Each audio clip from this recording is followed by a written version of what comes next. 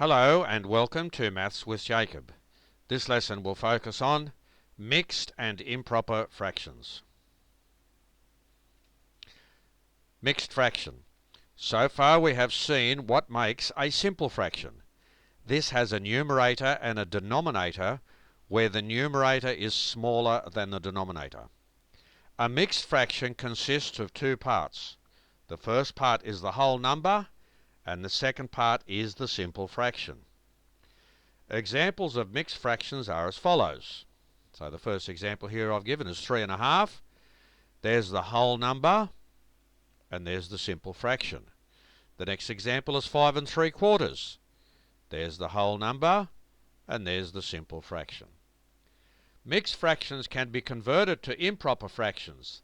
They are called improper fractions because the numerator is larger than the denominator.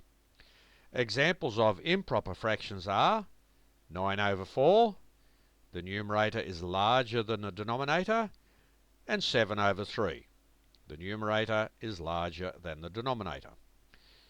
Changing a mixed fraction to an improper fraction is quite a straightforward procedure, as we will see on the next slide. So change each of the following mixed fractions to improper fractions. So we're going to change 3.5 into an improper fraction. The first step, multiply the 3 by 2. So that 3 there, we multiply it by the 2, which is the denominator. After we do that, we add 1 to this answer, because that's 1 there. So we go 2 times 3, that gives us 6. Then we add another 1. That gives us 7. Make this answer the numerator and place it over 2. The reason we place it over 2 is because 2 is the denominator.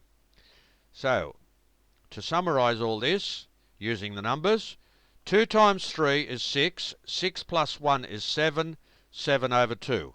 So 2 3s are 6, plus 1, 6 plus 1 is 7, and it's 7/2. So in other words, 3.5 is the same as 7/2. That's the mixed fraction, and that's the improper fraction. 5 3/4. 4 5s are 20. There's 4 times 5.